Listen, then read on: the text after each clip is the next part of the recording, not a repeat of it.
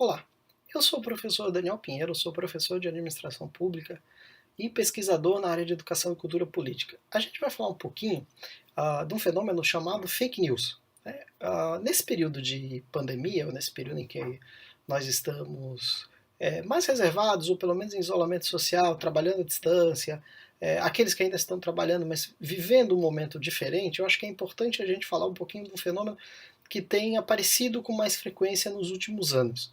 Primeiro a gente vai entender um pouquinho do que são as fake news, depois tentar dar alguns conselhos para a convivência com esse tipo de notícia nesse período de reclusão social. Bom, vamos lá. O que são as fake news? Notícia falsa, boato, mentira, inverdades, elas sempre foram um problema na humanidade.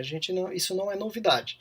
O que é novidade, talvez, seja a intensidade como a gente vive as informações. Tanto a intensidade de acesso à informação, você pode acessar basicamente todo tipo de informação que você queira hoje, como também a forma como elas se espalham, né? O efeito que elas têm sobre as nossas vidas e de uma maneira tão rápida. Então, o que a gente vê hoje em relação ao fenômeno das notícias falsas é que, apesar de ser um fenômeno historicamente conhecido, de fato a gente nunca teve um potencial tão grande de distribuição de notícias falsas como na atualidade, né? Desde o final da década de 1990, quando a internet se tornou acessível para as primeiras pessoas e depois quando se populariza nos anos 2000, principalmente nos últimos 10 anos, com a popularização das redes sociais, a gente tem aí um crescimento exponencial não só dos usuários, mas também do compartilhamento de informações e do potencial de compartilhamento. Associa isso também o fato de que as redes sociais se tornaram os grandes veículos de disseminação de notícia, até os órgãos, vamos dizer assim, tradicionais de notícias, jornais, revistas, etc., a imprensa, como ela era conhecida pelo rádio, TV e pelo jornal, né, que a gente conhecia, ela também acaba migrando para esses veículos para tentar ganhar esse potencial de atingir o público. Isso faz com que a gente tenha nos últimos anos também vamos dizer, esse espalhamento de informações muito rápido, mas a gente tenha passado por um período aí onde não se discutiu quais os filtros disso, né?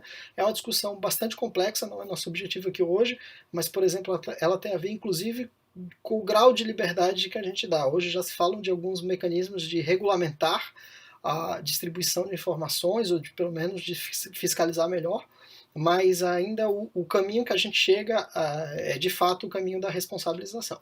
Então a primeira coisa que a gente tem que saber é notícia falsa. Não é responsável só quem produz, mas é responsável também quem divulga.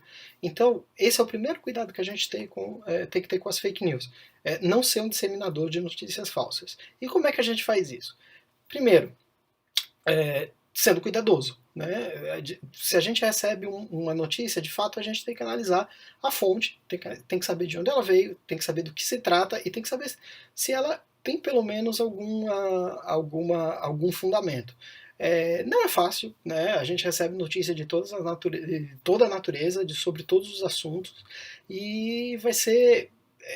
Muitas vezes é difícil a gente checar. O que são fontes confiáveis? Por exemplo, para alguns, inclusive mecanismos tradicionais ou a mídia tradicional não vai ser confiável. Isso é normal, isso é uma questão de escolha. Mas, de fato, a gente tem que saber se a fonte daquela notícia ela tem alguma ancoragem na verdade, ou já tem uma tradição de verdade, pelo menos tem uma tradição de responsabilização. Se é uma empresa que existe, ou uma pessoa que existe, ou uma pessoa que ela de fato é verdadeira e ela poderia assumir a autoria caso aquilo não fosse verdade. Então essa é uma forma da gente analisar. Hoje a gente tem institutos, universidades, o próprio governo tentando aí fazer um mapeamento das notícias falsas. Se vocês tiverem interesse, entrem no site do Ministério da Saúde, tem só uma seção sobre fake news. É importante nesse momento de pandemia, porque eles estão lá, por exemplo, tentando desmentir falsas informações sobre medicamentos, sobre vacinas, sobre posturas, etc. Então, a todo momento eles fazem esse trabalho para tentar manter a população melhor informada. O problema é que os mecanismos de distribuição das fake news eles são mais rápidos do que os de verificação. Primeiro porque eles encontram apoio na própria relação de confiança, por isso que as redes sociais se tornaram tão importantes. Quando você distribui uma informação que mesmo que não seja verdadeira, por um mecanismo, por exemplo, sei lá, num jornal, num site, num portal, ele leva um tempo, mas ele passa a ser questionado. E às vezes a informação não é toda falsa, ou ela está só levando a uma conclusão não muito verdadeira, mas rapidamente ela é questionável. Mas quando você passa em redes internas, como por exemplo o WhatsApp, e o WhatsApp hoje, os estudiosos já entenderam que é o maior mecanismo de disseminação de notícias falsas, tem sido um dos maiores, de quem que vem aquela notícia? Vem de uma pessoa que você confia. Então muitas vezes você nem vai olhar a fonte.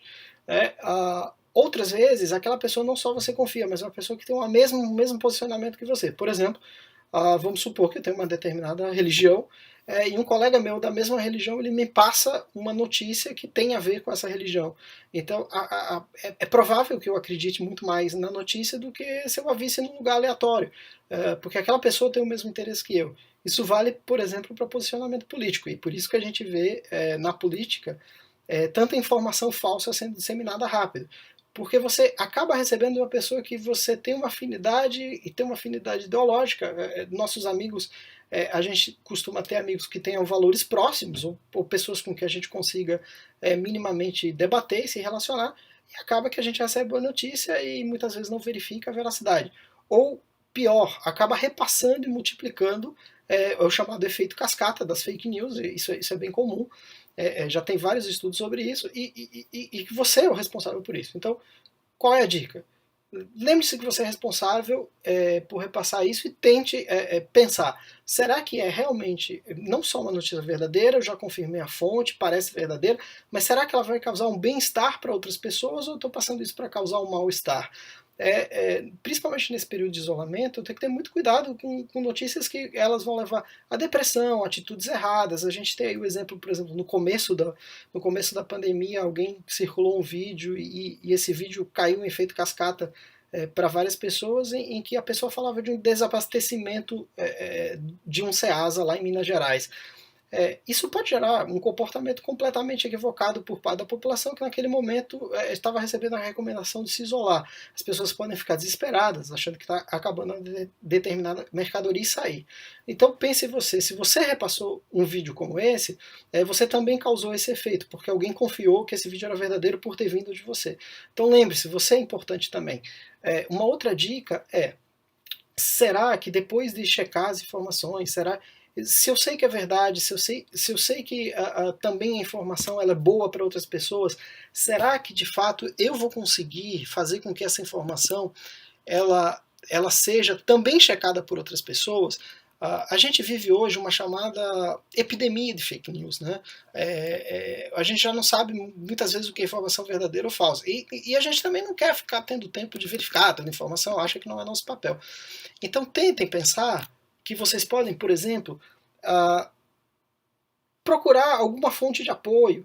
Está com tempo um pouco em casa? Vê assim, eu achei essa notícia, ela parece ser verdade, ela veio de um amigo que eu confio, ela é uma notícia que pode ajudar outras pessoas, ela é positiva, ela traz uma mensagem positiva, então vamos ver. Ela está atualizada, está numa data atualizada, ela tem outras fontes que falam a mesma coisa e são fontes que parecem ser também confiáveis, então ok, isso já ajuda, eu não estou dizendo que vai de fato te proteger, mas já vai ajudar a não ser. É claro que se você puder consultar especialistas, se você puder rever seus pontos de vista, também é interessante. A gente tem que ter muito cuidado, tem que ter muita paciência quando a gente recebe uma informação de ver se ela é verdadeira. E lembre-se, por que hoje a mídia, os jornalistas, eles têm trabalhado tanto para mostrar que os fatos são verdadeiros, têm criado associações para verificação de fatos, porque eles têm essa responsabilidade na profissão. Ela faz parte da ética da profissão e faz parte da responsabilidade da profissão do jornalista. Então, por isso, eles têm uma responsabilidade com a notícia que eles levam. E, de fato, hoje, qualquer um pode gravar um vídeo ou gerar uma notícia. Então, a gente vê aí conteúdos que são totalmente fabricados, com a função de manipular, de enganar, que são feitos muito facilmente hoje. Eu posso gravar um vídeo de qualquer lugar com o celular, então a gente tem que ter bastante cuidado. Então por isso que muitas vezes confiar no profissional, confiar numa autoridade, confiar num estudo de uma universidade, mas sabendo que o estudo tem a fonte na universidade, que alguém se responsabiliza se responsabilizou por aquele determinado estudo, aquele determinado fato, é muito importante. Então, nesse momento, você precisa o quê? Se proteger, não só fisicamente, né? A gente está em isolamento social, a gente está aí tomando atitudes de higiene, de proteção, mas a gente também precisa se proteger mentalmente com boas informações, e a gente precisa proteger os nossos que estão distantes, mas a gente precisa proteger das informações que a gente compartilha. É isso que eu queria falar um pouquinho para vocês. A gente fica à disposição. Até breve.